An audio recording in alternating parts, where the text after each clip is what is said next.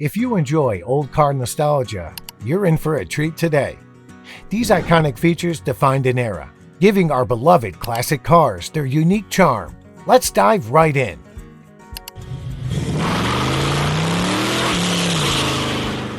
Remember the days when cars had wide, comfortable bench seats in the front? These seats were perfect for cozying up with your date at the drive-in movie theater. Bench seats offered a level of intimacy and camaraderie that bucket seats simply can't match. They also made it easier for three people to sit in the front, though safety wasn't exactly the priority back then. Unfortunately, bench seats have disappeared from modern cars.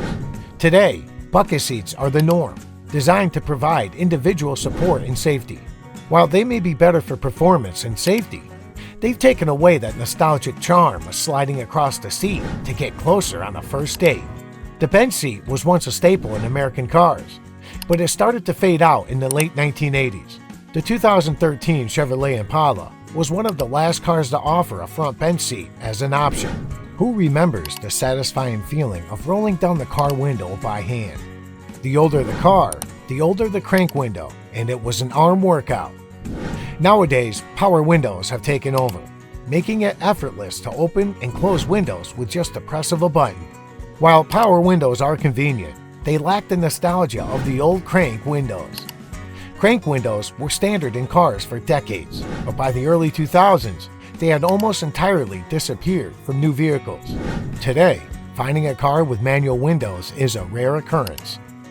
Back in the day, nearly every car came equipped with built-in ashtrays and cigarette lighters. Smoking was a common pastime, and these features were as essential as seatbelts. Ashtrays were often located in both the front and rear seats, ensuring that everyone had a place to dispose of their cigarette butts. As smoking rates declined and health awareness increased, car manufacturers began phasing out these features. Today, you're more likely to find USB ports and cup holders where the ashtrays used to be. This change reflects the shift in attitudes towards smoking and health. The first cigarette lighter in a car was introduced by the Cadillac division of General Motors in 1925. It was called the automatic cigar lighter. If you love reminiscing about the good old days and want to keep the nostalgia alive, don't forget to subscribe to Way Back USA. Hit that like button and share your favorite car memories in the comments below. Let's keep the conversation going. Hood ornaments were once a symbol of luxury and style, gracing the front of many classic cars. These decorative sculptures often represented the car manufacturer's logo or some other iconic symbol. They were not just functional, but also added a touch of elegance to the vehicle. In modern times, hood ornaments have largely disappeared due to safety concerns and changing design trends. Pedestrian safety regulations have made it impractical to have protruding ornaments on cars.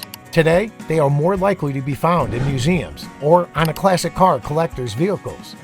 One of the most famous hood ornaments is the Spirit of Ecstasy, which has adorned Rolls-Royce cars since 1911.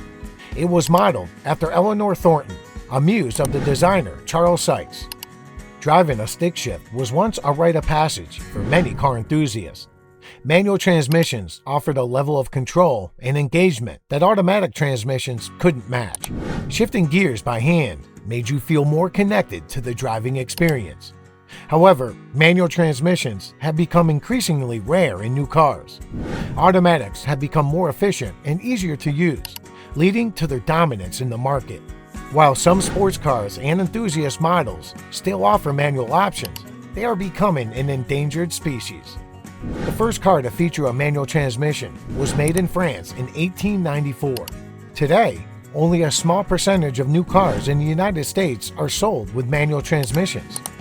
Tail fins were a defining feature of cars in the 1950s and early 1960s.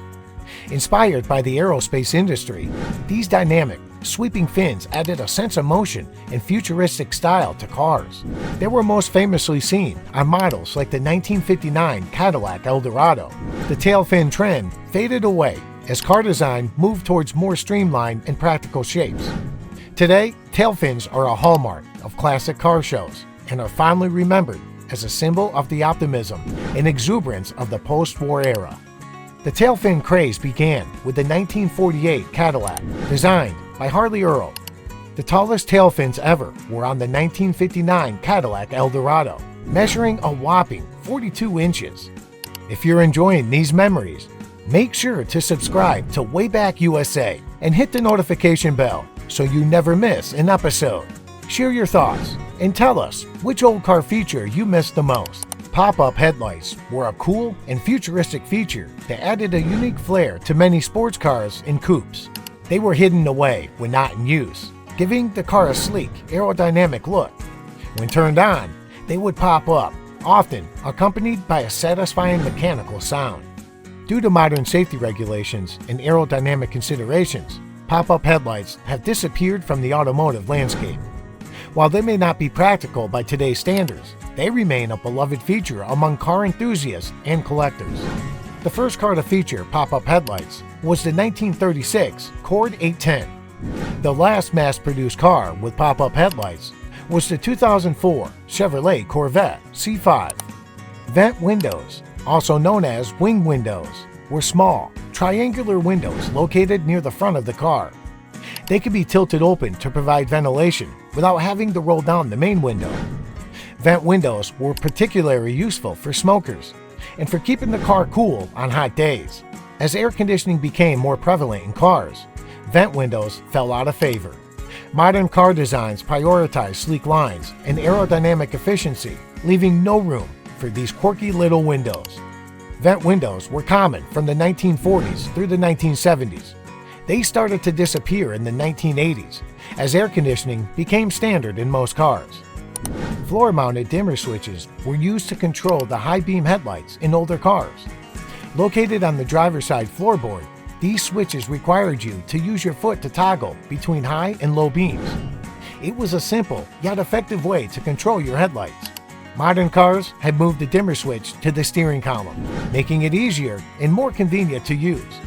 While the floor-mounted switch is now a relic of the past, it remains a quirky and memorable feature of classic cars. The floor-mounted dimmer switch was first introduced in the 1920s and remained common until the 1980s, when it was gradually replaced by column-mounted controls. Back in the day, cars came equipped with full-size spare tires. These spares were identical to the regular tires, providing peace of mind and ensuring you could continue your journey without any limitations. Full-size spares were stored in the trunk, often taking up a significant amount of space. Today, most cars come with compact spare tires, or even tire repair kits instead of full-size spares. This change is primarily due to the need to save space and reduce weight, improving fuel efficiency. While compact spares are practical, they don't offer the same level of reassurance as a full-size spare. The first car to include a spare tire as standard equipment was the 1904 Rambler. Full-size spares remained standard until the 1980s, when manufacturers began transitioning to space-saving alternatives. Share your favorite old car features in the comments, and let's keep celebrating the golden days of automotive history together. T-tops were a popular feature in sports cars and muscle cars during the 1970s and 1980s. These removable roof panels gave drivers the open-air experience of a convertible while maintaining the structural integrity of a hardtop. Cars like the Pontiac Firebird and Chevrolet Camaro famously sported T-tops. T-tops have largely disappeared from the automotive scene due to advances in sunroof technology and changes in consumer preferences. While convertibles and panoramic sunroofs offer similar open-air experiences, T-tops remain a beloved relic of a bygone era. The first production car to offer T-tops was the 1968 Chevrolet Corvette. Cassette players were the pinnacle of in-car entertainment for decades. They allowed drivers and passengers to enjoy their favorite music on the go, creating a personal soundtrack for every journey. Cassettes were easy to use, and you could make your own mixtapes to sweet your mood. With the advent of CDs, MP3s, and streaming services, cassette players have become obsolete. Modern cars are equipped with advanced entertainment systems that offer a wide range of audio options. However, popping in a cassette tape and hitting play is something many people still fondly remember. The first car to offer a factory-installed cassette player was the 1968 Ford Thunderbird. Cassette players remained popular in cars until the late 1990s. citizen band, CB radios were all the rage in the 1970s, especially among truckers and car enthusiasts. CB radios allowed drivers to communicate with each other, share information about road conditions, and even engage in friendly banter. They became a cultural phenomenon, popularized by movies like Smokey and the Bandit. While CB radios are still used by some truckers and hobbyists, they have been largely replaced by modern communication technologies like cell phones and GPS. The era of CB radio as a mainstream car accessory has passed, but it remains a symbol of a time when the open road was a place for adventure and camaraderie. The popularity of CB radios peaked during the 1973 oil crisis, when the national speed limit was reduced to 55 miles per hour. CB radios were used to alert drivers to speed traps and share fuel-saving tips. Curb feelers, also known as curb finders, were metal wires attached to a car's fenders. They extended outwards and made a scraping sound when they touched the curb, helping drivers park without damaging their tires or hubcaps. Curb feelers were particularly popular in the 1950s and 1960s. Modern cars have advanced parking aids like sensors and cameras, making curb feelers unnecessary. Curb feelers were often installed on luxury cars and lowriders to prevent damage during parking. They became a popular aftermarket accessory in the mid-20th century. Hand-pulled chokes were once a common feature in cars with carbureted engines. The choke helped regulate the air-fuel mixture, making it easier to start the engine in cold weather.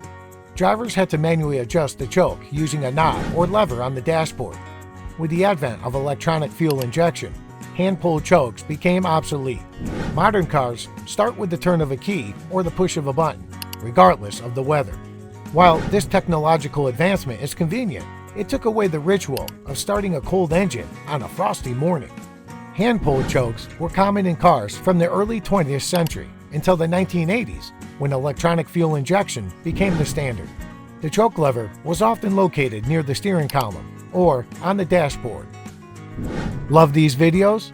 We would be honored to hear your stories about these old car features. So drop a comment below. And there you have it, folks. A journey through the top 15 old car features that have vanished from the automotive world. While these features may be relics of the past, they hold a special place in our hearts and memories. Don't forget to subscribe to Way Back USA for more nostalgic trips and to keep the spirit of the good old days alive. Until next time, keep cruising and keep remembering the golden days of automotive history.